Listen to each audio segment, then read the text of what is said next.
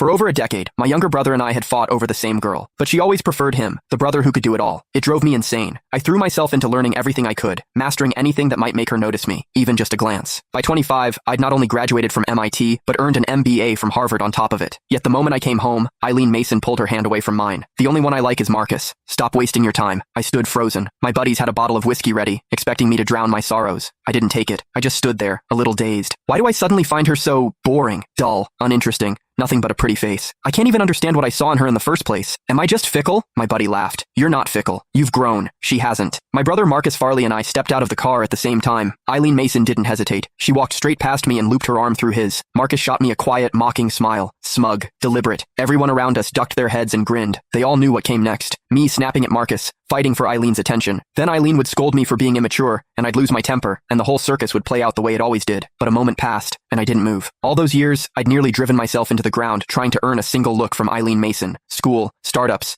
building a media brand from nothing, after navigating boardroom politics, after rubbing shoulders with people who shaped policy at the highest levels. Marcus's little routine? It was laughable. I kept my expression neutral and handed the gift bags to one of the housekeepers. From my parents, for Mr. and Mrs. Mason. Marcus's smile faltered. Eileen frowned and glanced at me. Inside the villa, I noticed the dining room table had only 4 chairs. Mr. Mason, Mrs. Mason, and Eileen already accounted for 3. Marcus let out a soft laugh. Sorry, bro. Forgot to mention you were coming too. Looks like they didn't set a place for you. Why are you apologizing for that? Eileen turned a cold gaze on me. Russ Farley. Marcus didn't do it on purpose. Just go get yourself a chair. There's no need to make him feel bad about it. It was always like this. Eileen always took Marcus's side without question. But the strange thing was, I genuinely felt nothing. I couldn't even remember why I'd fought so bitterly with my brother over her in the first place. Miss Mason, I haven't said a single word yet. Eileen blinked. In the past, I would have already been shouting, accusing Marcus of his passive-aggressive games. Bro, you're upset. Marcus stepped forward. Don't be mad. I'll go grab you a chair. He moved to get one, but Eileen caught his arm and pulled him back. She looked at me, her voice ice cold. This is the Mason house, not a place for you to throw your weight around. If you don't want to get the chair yourself, then don't bother staying for dinner. A few of the housekeepers couldn't hold back their laughter. I caught someone whispering, watch, he'll go fetch it himself like a puppy. Please. When has he ever not swallowed his pride just to sit a little closer to Miss Mason? That won't be necessary. I smiled faintly. I only came to drop off gifts for my parents. I wasn't planning to stay for dinner. Besides, I have somewhere to be. Enjoy your evening. Eileen stared at me. Something unfamiliar flickered across her face. I didn't acknowledge it. I turned and walked out, my stride unhurried. Behind me, Marcus's voice carried a note of wounded confusion. What's so urgent that you have to rush off, bro? Was he actually upset with me? Is that why he didn't stay? Eileen watched as I got into the car and drove away. A slight frown creased her brow. Don't worry about it. Marcus let out a cold laugh. A few years abroad, and his little jealousy games have gotten more sophisticated. I'll give him that. Playing hard to get now. Honestly, I'm starting to wonder if one day you might actually... Eileen pressed a finger to his lips. I told you, you're the only one I want. The truth was, I really did have things to do. I'd started an internet company with a college friend. Business was picking up fast, and I had a dinner meeting with a client that night. My partner sent me a message. Heard you're back in the country.